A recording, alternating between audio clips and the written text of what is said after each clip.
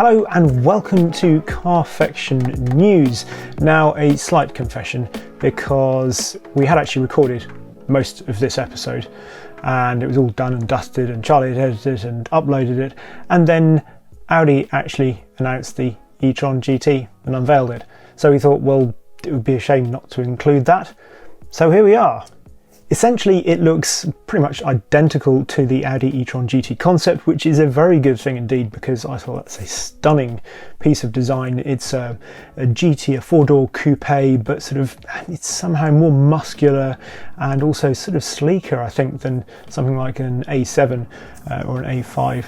So we've got the same platform as the Taycan, so it's the J1 platform, and it shares an awful lot in sort of its base form with the 4S. So they've announced two models. They've announced the e-tron GT and then the RS version of that, which look pretty much identical. Both get this sort of the LED sort of dance, the display that Audi's become sort of famous for, with these sort of the welcome and then going home lights, the shutting down lights, and they're slightly more dynamic apparently in RS, and obviously you get the RS badges. 19-inch wheels are standard on the e-tron GT, and then 20 or 21s come on the RS, but you can spec up to 20 or 21s on the standard one. Anyway, they look very, very similar unless you start looking for the badges. So let's start with some facts and figures about this and say it's very similar to the Taycan.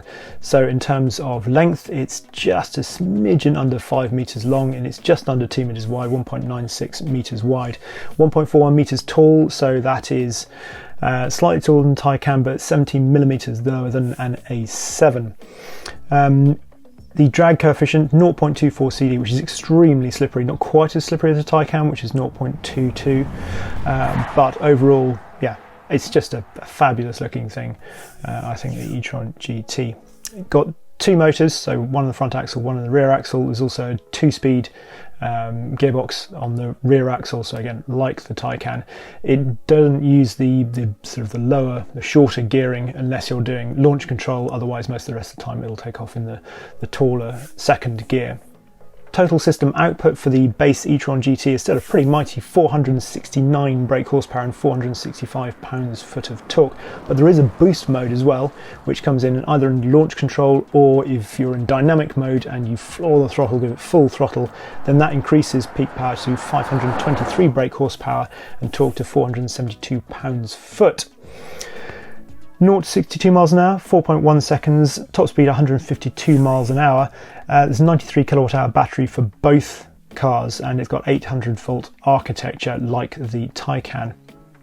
Standard AC charging is 11 kilowatts, although there is a 22 kilowatt charger due to be offered later in the year, and it supports 270 kilowatts charging DC, so the Ionity chargers that you see around charging stations, and that means 5 to 80% of battery in just over 20 minutes, about 23 minutes I think. So yeah, 303 miles of range they're predicting, although that hasn't actually officially been confirmed, but that's what they're saying for the base e-tron GT. Double wishbones suspension all round. Triple chamber air suspension is an option. Adaptive dampers standard, but the triple chamber air suspension is optional, as is rear wheel steering. Lots of these do come in as standard though on the RS model. Regen braking is up to 0.3G. You get steel discs as standard on the base car, but carbon ceramics are an option. There's also there's an e-tron sport sound. So we've had this in the Taycan, that it's got its own sort of sound generator which sort of pumps noise outside as well as inside.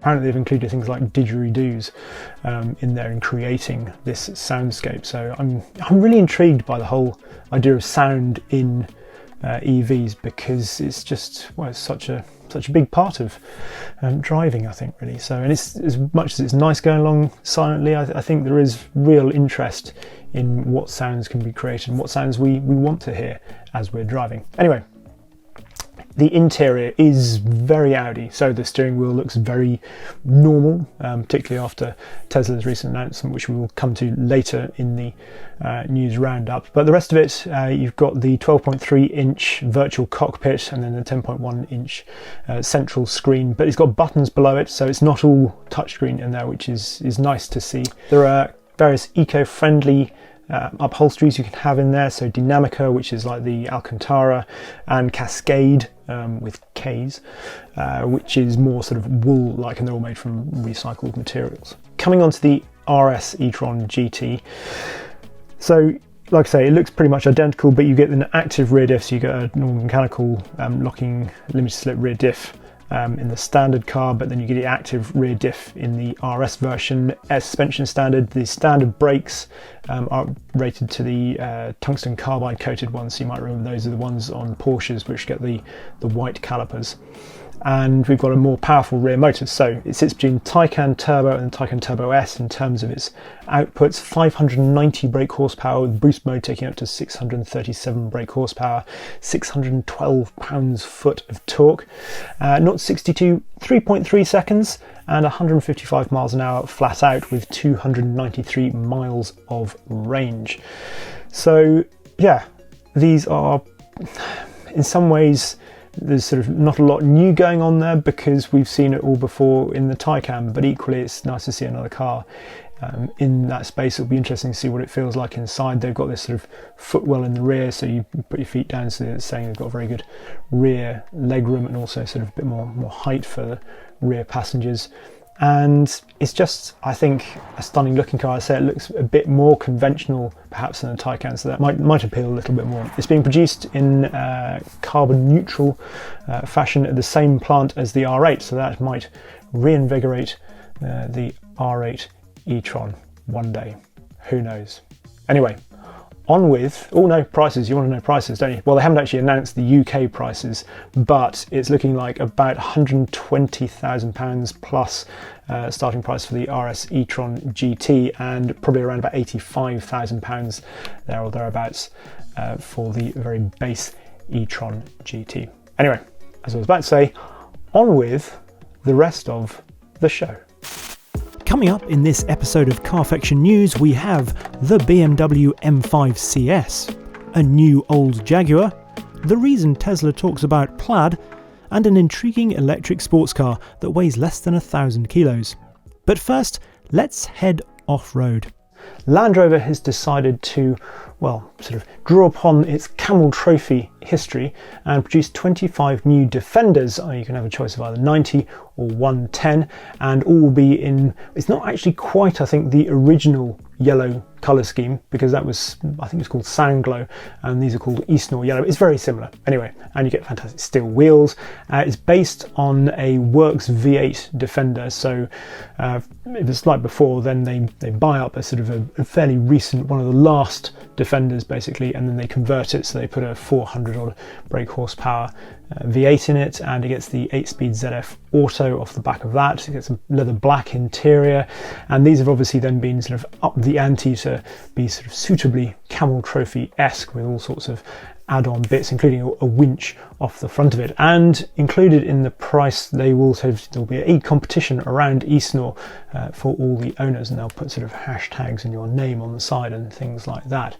I love the Camel Trophy. It was just I didn't ever really know that much about it. I was just aware of it, I think, because they were so distinctive, those vehicles. Apparently, I learned the other day on Wikipedia, so who knows if it's true or not, in 1980 when it started, the first year it was actually Jeeps that did it, and after that it was always Land Rovers or Range Rovers of some description. So there we are. Hopefully, actually I quite like a go in one of these, so yeah, interesting. On the other side of the JLR brand, so the J side, the C-Type is having a continuation done of it. So 8 C-Types will be made. So we've obviously had, we said some D-Types in the past. We had the XK-SS as well. And now we've got the C-Type, because it is 70 years of the C-Type. So 1951 was when it came out. It won Le Mans in 1953 with Tony Rolt and Duncan Hamilton. Incidentally, one of my favourite ever books is Duncan Hamilton's autobiography, so look that up. It's called Touchwood. It's just amazing stories, some of which apparently were made up, but doesn't matter. It's just a fantastic yarn, so look that up if you can. These 8 C-types, they've actually got a configurator which they've made, so you can imagine, at least, because I imagine these will be an awful lot of money, into the millions, but we can all play out imagining what spec we'd have. And these cars are going to be built to the specification of the 1953 Le Mans winning cars. That was my reason for mentioning that. So yes, I think I picked out a lightish blue with a roundel on it, which is controversial. Not sure about that. So there we are. We'll go and have a look at the configurator on Jaguar's website. Whilst we're on the subject of rallying, or coming back to rallying with the Camel Trophy, slightly tenuous link, but there we are. We had Rally Monte Carlo the other week, and I thought it was fascinating. There have been some complaints that it was a bit short this year, which it was just a tiny bit shorter, but it was still, it's the weather in a way, the weather and the stages that make Monte, and as ever, it was fantastically unpredictable, and tyre choices were critical. It's one of those things, there's almost no right tyre choice a lot of the time in Monte Carlo, and it's fascinating seeing them running crossed tyres. So you'd have front right, say, and left rear might be a studded tyre, and then front left and right rear would be a snow tyre or something out with no studs in it. And watching the drivers grapple with that and the changing conditions, because again, you might start off on dry tarmac and then up over the top into deep snow and then down the other. Just brilliant, loved it. OGA won, which could say was predictable, but it was a good ding-dong battle actually. Elvin Evans pushed him hard all the way, which was good on Elvin. Maybe OGA had a bit more in the tank, but Elvin was leading going into, or at the end of the Saturday. So yeah, fantastic to see that. Lovely to have some rallying back to watch and keep us entertained until F1 turns up. And talking of F1, well, Lewis has signed for Mercedes AMG again. Signed for another year. Big part of it's meant to be helping set up a charitable foundation to promote diversity within motorsport. And yeah, I don't know, it's just obviously a 1-year contract, and is he just going for that 8th title and then he's going to disappear, and the 100 wins obviously record as well that he'll want to get. So yes, it still leaves tantalisingly open an awful lot of questions about Lewis Hamilton's future. So there we are. Let's talk about the BMW M5 CS. Now, we had some teasers a few weeks ago, but now they've revealed all the specs on it, and I love it. I just think, I know it's slightly crazy, I know it's an awful lot of money, it's £140,000, which is £40,000 more than the M5 competition, and that makes it 911 turbo, maybe Panamera Turbo S, probably Turbo SE hybrid money. So it is a huge amount. It's the same leap that there was, relatively speaking, between the M2 competition to the M2 CS. So I know it's ridiculous, I know it's an awful lot of money, but I just think it's really, really, really cool. Specs for it, so it's only up 10 brake horsepower, so it's up to 626 brake horsepower. Torque stays the same at 553 pounds-foot from the 4.4 litre turbocharged V8. Stainless steel sports exhaust on it. The weight saving, 70 kilos has been saved in terms of weight. 27 kilos of that is in the carbon ceramic brakes that come as standard, so that's unsprung mass, so that should help with the ride. Forged wheels, and then it's wrapped in, those are wrapped in P0 Corsa rubber, so it should give quite a pretty aggressive feeling to the car, I would think. It sits 7mm lower as well, and it gets the dampers from the M8 Grand Coupe, apparently. Various other tweaks under the skin as well. It also gets a carbon fibre bonnet, which should save a huge weight, because it's a big old bonnet, isn't it, on an M5, on a 5 Series in general. Various other little carbon Phillips, so we've got the gurney flap on the boot like we had on the M2 CS as well. Inside, bucket seats, pretty extraordinary looking bucket seats actually in the front, with the rails on the side and the bits in the centre of the squab down there. Carbon fibre paddles as well, and in the back, well, it's just 2 bucket seats really, which again, there's just something about that. I know it's impractical, it's taking away from this big super saloon's practicality, but it's great, isn't it? BMW has basically created its ideal ring taxi. I've followed the ring taxi on the Nordschleife, a couple of three times you sort of see them coming herring up. I remember it when it was the E60 M5 doing ring taxi duties, and just watching it sliding beautifully all over the place. It's such a cool sight to see. But yeah, 0 to 60, 2 miles an hour in 3 seconds, so that's 0.3 of a second quicker than an M5 competition. 0 to 124 in 10.3 seconds, and 189 miles an hour flat out.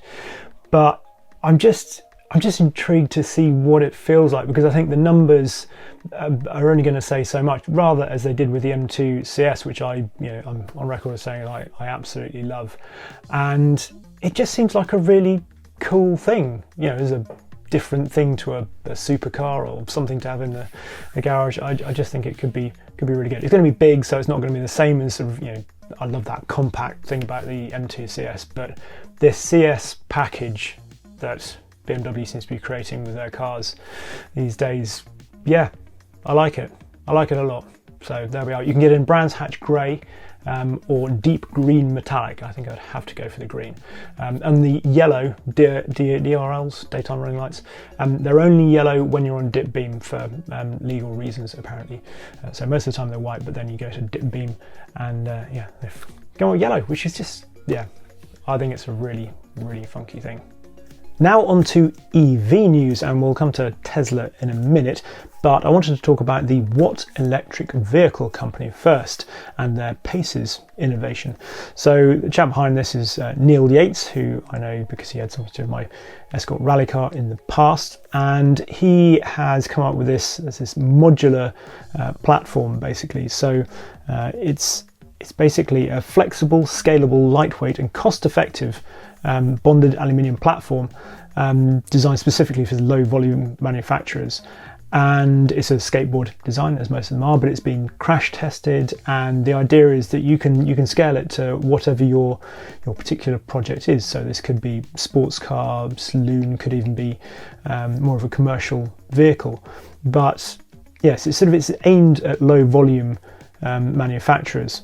He says the key to Pace's capability is the structure system. So large volume aluminium skateboard concepts, they have extremely expensive and complex corner castings, whereas Pace's is composed of lightweight extrusions, so flat laser cut pieces, and they interlock and bond together, according to the information I've got here. The bit that I'm interested in is that they've, to sort of prove this, Neil has then developed his own sports car that looks awfully like a Porsche 356. It's certainly inspired by that. And it weighs less than 1,000 kilos, which is amazing for an EV to start with. Not hugely powerful. The specs for it are, it's got a 40 kilowatt hour battery, WLTP range of 230 miles, and I've seen sort of, I think it's around sort of between 6 and 7 seconds, 0 to 60, so fast enough. But knowing Neil, I think it will be interesting to see what he comes up with in terms of a fun small EV.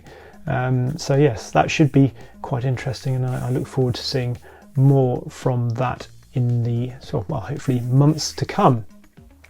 Moving on to Tesla, and it's unveiled its new Model S, and sort of taking the headlines is the new Plaid Plus motor. So it's a tri-motor system, and it's got 1100 horsepower, 0 to 60 to in under 2 seconds, which is just, makes me feel slightly ill, the thought of actually doing that, but there we are. Range of 520 miles, price of £130,000. And actually, one thing, I always thought, I was thinking, Plaid? Where's Plaid come from? Ludicrous. I didn't know this is all from Spaceballs, apparently, where they say they're going to obviously jump to hyperspace and all that, and then you get the sort of the snowstorm effect coming at you, and that was just deemed ludicrous mode, or they went to ludicrous mode because it was faster than light speed. And then what's faster than ludicrous mode in Spaceballs? It is Plaid, because all the sort of the white streaks, the snowstorm effect then turns into this tartan or plaid on the screen. And so there we are. That is where Plaid comes from, Spaceballs. Didn't know that in the past. Anyway, back to the Tesla Model S, because aside from the Plaid, the sort of the motors and the stuff, inside there's a new 17-inch touchscreen in the middle, which has gone from portrait to landscape now, which is interesting. So we'll see if other manufacturers follow that. I kind of yeah, the whole portrait landscape seems nicer somehow instinctively, but then actually in the Polestar 2 I saw the reasoning behind having it portrait, because if it's obviously, if you've got navigation, then actually it shows more of the road sort of in the direction you're travelling. Anyway, there we are. See if other manufacturers now switch back to landscape following Tesla, or whether they stick to portrait. It's also tiltable, so it'll be able to be seen by either sort of more by the driver or more by the passenger. The other big talking point is they revealed a non-round steering wheel. It's a yoke, basically. So they will offer a round steering wheel, which has slightly got lost in the press. People thinking it's all going to be this yoke, but they offer this yoke which looks like something from an aircraft. I'm not entirely sure what to think of it. I've obviously driven various race cars or track day cars with non-round steering wheels, and it's fine as long as you don't have to move your hands from the quarter to three. Then it will require, I'd have thought, fairly direct steering to really work in the real world. But there we are. That's a bit of Tesla news. Something that's got even more power than a Tesla is the Pininfarina Battista, which has been testing down at Nardo, and hopefully you can see some footage of that now with Nick Heidfeld at the wheel, who is the company test driver. And this is certainly a heavy vehicle. They're saying it's more of a sort of a sporting GT rather than an out-and-out track car, but they have been amazed by the sort of its ability to change direction, just how suited it is to track, really. It's got 1900 brake horsepower. It is based off the Rimac, the latest Rimac, so it's got 4 motors in it, and it should be able to do lots of very clever things with torque vectoring. They weren't testing that, I think, as far as I know, at this test, but we should see it later in the year. And I've mentioned it before, the whole torque vectoring thing I find really fascinating, because I think, you know, you can obviously set a car up to behave in any number of ways, to be honest. So yes, we saw it with the SLS electric, which was sort of stillborn, but from reports of people that drove that, it was pretty interesting. So Pininfarina Battista still weighs an awful lot, because it's over 2 tons or whatever, but it's potentially one to look out for if you're into that sort of thing. Talking of EV supercars, there's been news over at Lotus. Hopefully you've seen our video on the Lotus Elise Sport 240 final edition, which we put up on the channel on Monday this week.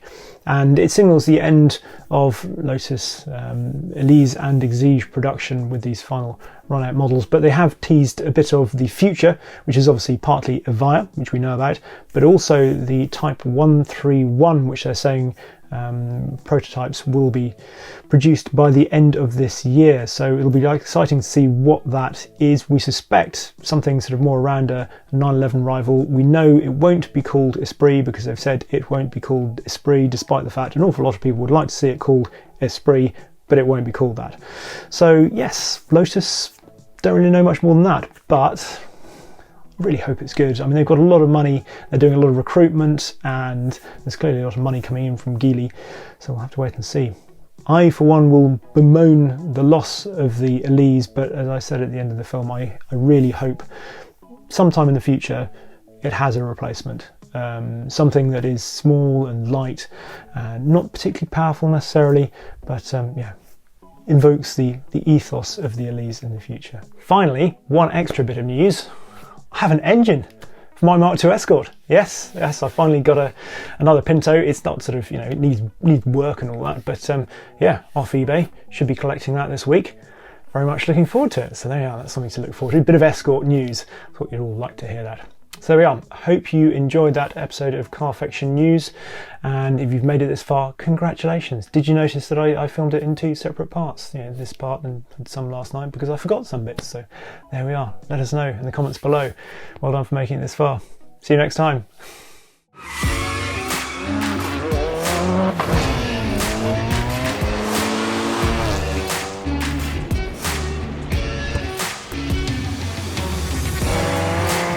Mm-hmm.